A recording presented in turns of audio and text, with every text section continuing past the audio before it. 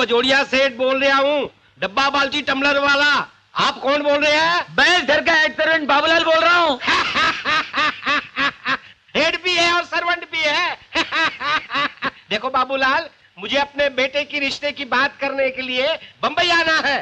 तुम चोपड़ा साहब को फोन दो। एक मिनट। हाँ मोटो, क्या? चोपड़ा कौन है अपने यहाँ? बाबूलाल चोपड़ा साहब हमारे मालिक हैं। हेलो चोपड़ा साहब, एक मिनट ठहरिए, मैं भी ढूंढ के लाता हूँ।